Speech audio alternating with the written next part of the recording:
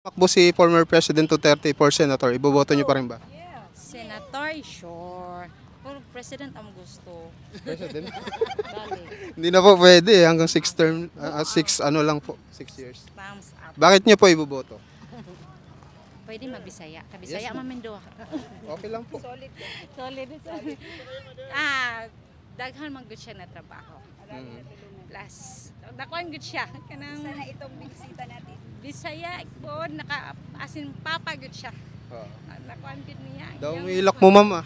Lagi kay mingaw kay nabalik ang mga kuan karon. Dagdagang nang balik ang mga yun na kabalo sila daghang mga kuan. Mas mayo kay mas kuan good siya kanang kabalo naibaruganan. Yun. Ayan, thank you ma'am. Salamat. Agan si former President Duterte for Senator, iboboto mo ba sir? Oh, siyempre. I love Duterte. Because Duterte is the one who developed this Dolomite Beach. And he also, a lot of things he do to our country. And he for me, he's supposed to back in the government. So that's Ayan. that's Thank you all. sir. Thank you. Former President Duterte for Senator, iboboto niyo ba?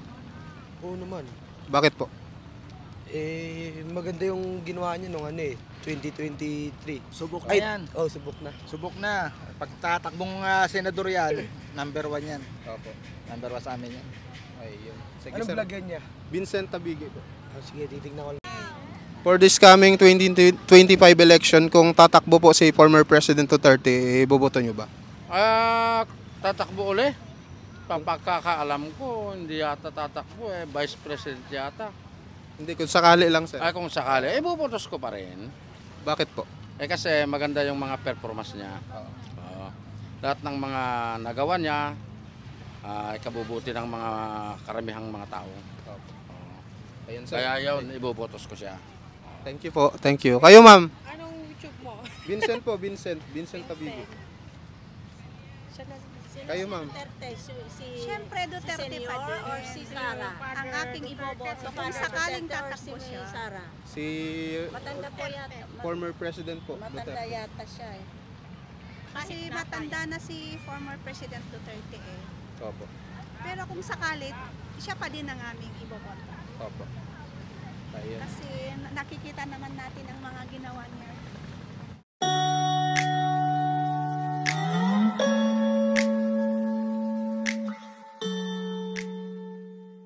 So good afternoon mga kababayan, nandito po tayo ngayon sa Manila Bay. So today is magkakandak po tayo ng survey dito sa Dolomite Beach mga kababayan. So yung tanong natin sa kanila kung sakali bang tatakbo si former President Duterte this coming 2025 election for Senator, ay iboboto kaya nila. So ito ay ano lang mga kababayan, survey lang naman ito. So sa mga magagalit ay huwag naman sana kayong magalit dahil ito ay eksperimento lamang. Maraming salamat po. Ayan guys, maghahanap tayo ng interviewin dito.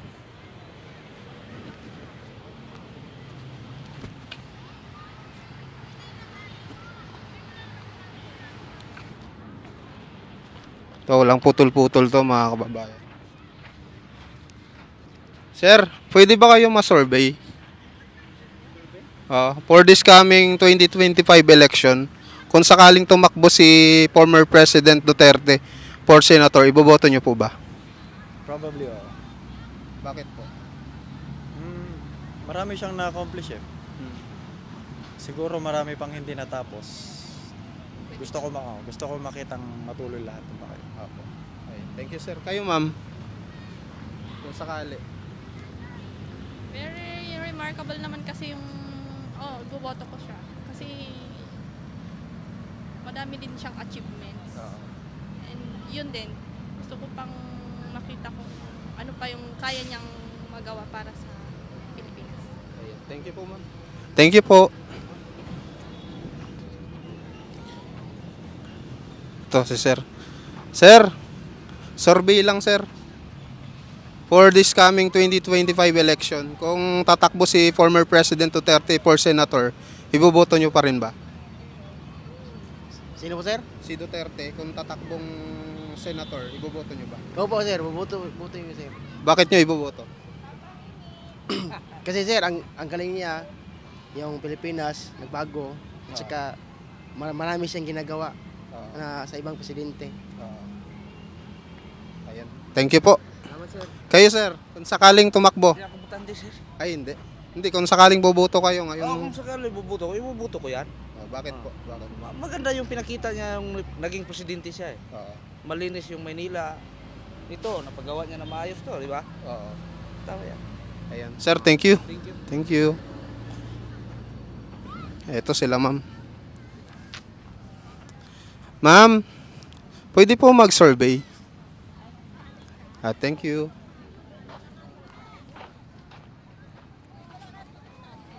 Ma'am, pwede mag-survey, ma'am?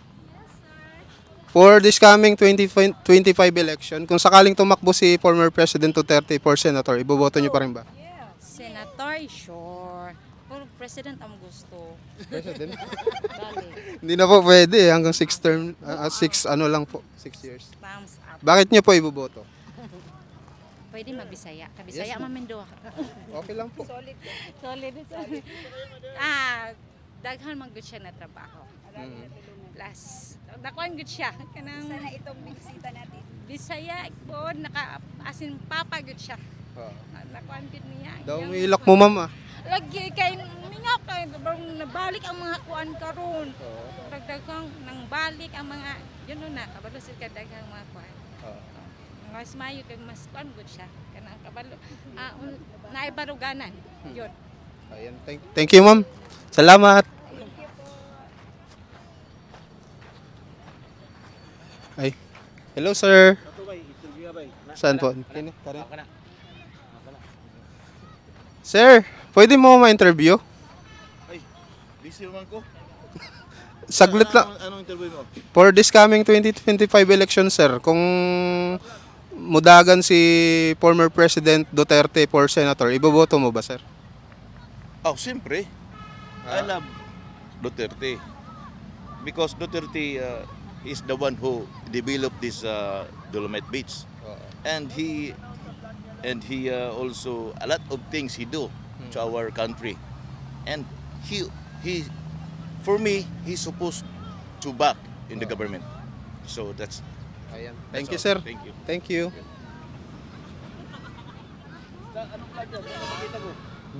Vincent Tabigi, sir. Vincent? Oo, Tabigi. Vincent Tabigi? Opo. Sa YouTube? Oh, yes, sir. Thank you, sir. Hello, ma'am. Ma'am, pwede ma-interview, ma'am? Survey lang. For this coming 2025 election, ma'am. Si ma'am. Sige po.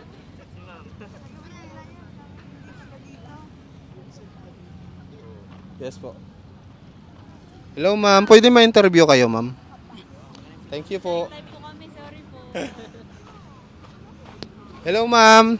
Ma'am, pwede ma-interview, ma'am? For this coming 2025 election, kung tatakbo si former President Duterte, iboboto nyo ba, ma'am? Oo.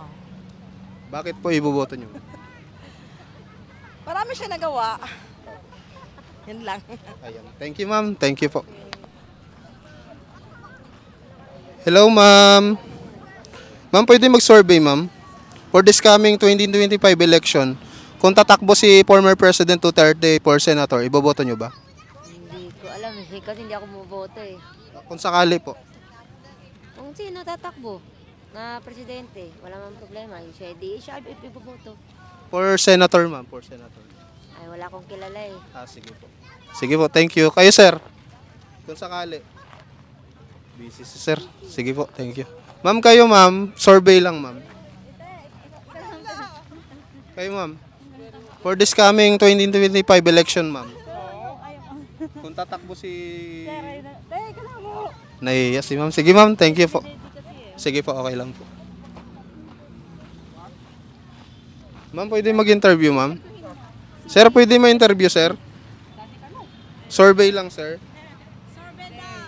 For this coming 2025 election, kung tatakbo po si former President Duterte, iboboto nyo ba? Tatakbo uli. Pagkakaalam ko, hindi yata tatakbo Vice President yata. Hindi, kung sakali lang, sir. Kung sakali, bubotos ko pa rin. Bakit po? Kasi maganda yung mga performance niya. Oo. Lahat ng mga nagawa niya, ikabubuti ng mga karamihang mga tao. Ayun, sir. Kaya yun, ibobotos ko siya. Thank you po. Thank you. Kayo, ma'am. Anong YouTube mo? Vincent po, Vincent. Vincent Tabigo. Kayo, ma'am. Siyempre, Duterte Senior pa din. or si Sara? Ang aking iboboto kung sakaling tatakbo siya. Sara. Si Matanda po yata. former president po, Matanda Duterte. yata siya eh. Kasi matanda na si former President Duterte eh. Opo. Pero kung sakalit, siya pa din ang aming iboboto. Opo. Ayun. Kasi nakikita naman natin ang mga ginawa niya na hindi ginawa ng mga nakaraang administrasyon. Mag-hi ka sa Ayan. Thank you, ma'am. Ma'am, mapapanood nyo, ma'am, sa Vincent Tabigi. Kuya, saan dito? Vincent Tabigi. Ano po? Tabigi po. TA. Cavite. Ayan po. Nagkakalye survey din po ako dati.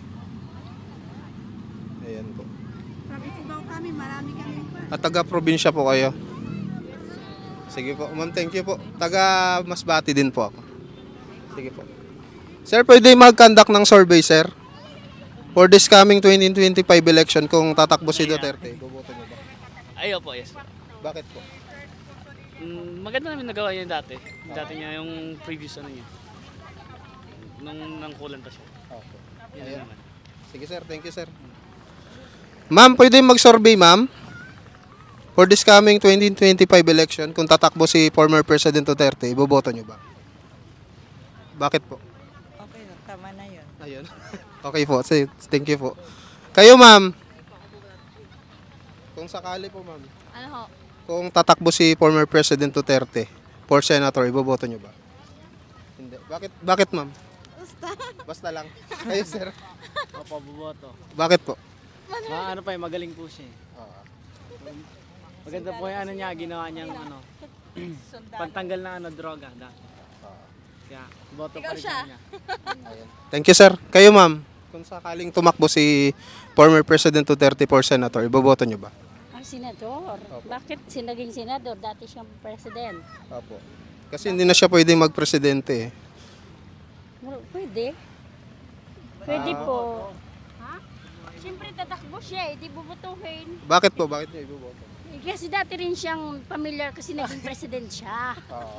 Siyempre, kilala na siya Opo. Kaya naman bubutuhin kasi kilala nga. Opo. Siyempre, kagaya ng iba, buboto ka, hindi mo naman din kilala. Yung mga kagaya dati, yung mga kung sino yung mga tumatakbong mga datiyan. Siyempre, yun yung kilala, yun din yung binuboto. Sige, ma'am. Thank you po.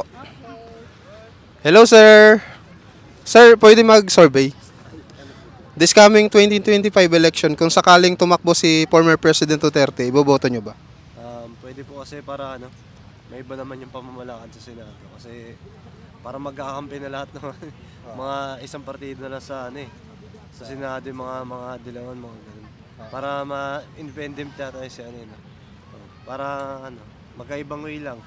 Sa focus na naman niya sa droga na. Sige. Ayan lang. Thank you po, sir. Kayo, ma'am. Hindi importante ko lang. Sige po, ma'am. Thank you po. Ayan, mga kababayan. Nakakadami-dami na rin tayo, no? Hello, sir. Sir, pwede mag-conduct ng survey? For this coming 2025 election, kung tatakbo si former President Duterte for senator, iboboto niyo ba? Hindi. Ayaw ni sir. Sige, sir. Thank you. Kayo, sir, kung sakaling tumakbo si former President Duterte for senator, iboboto niyo ba? Oo naman. Bakit po?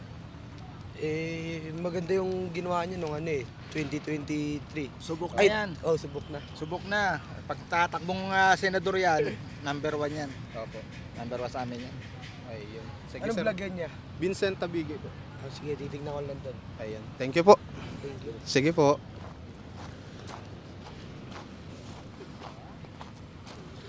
Hello, ma'am. Ma'am, pwede mag-conduct ng survey? Survey. Bumuboto po kayo?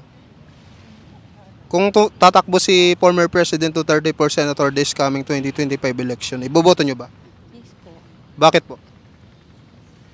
Kasi idol ko. Idol nyo si Duterte. Matapang. Ayun. Sige po, thank you po ma'am. Hello ma'am. Ma'am, pwede mag-conduct ng survey? Bumoboto po kayo? Boboto po ba kayo this coming 2025 election? Ay, hindi pa. Ayun. Hello ma'am, sir. Ma'am, pwede mag-survey? This coming 2025 election, kung tatakbo si former President Duterte for Senator, iboboto nyo ba? Siyempre. Bisaya ako. Iboboto ko. Iboboto nyo po. Kayo ma'am? Bakit nyo pa iboboto? Ito, ginawa niya, di ba? Opo. Isa sa Legacy. legacy. Ayun. Sige po sir, thank you po. Ayan mga kababayan. Hello sir. Sir, pwede mag-conduct ng survey? This coming 2025 election, kung tatakbo si former President Duterte for Senator, iboboto nyo ba? Hindi na niya kaya. Tanda na siya. Kung sakali po, kaya pa. Ay, boboto ko pa. Bakit po? Siya ang number 1 na presidente, napagaling. Oo. The best yung presidente siya. Siya number 1 sa akin. Sige sir. Thank you po. Ayun, grabe mga kababayan. Talagang malakas pa rin talaga si former President Duterte. Talagang mukhang number 1 to kung sakaling tatakbo mga kababayan. Ayan, maraming salamat po sa mga nanood ng ating Kalye Survey dito sa Dolomite. Thank you mga kababayan.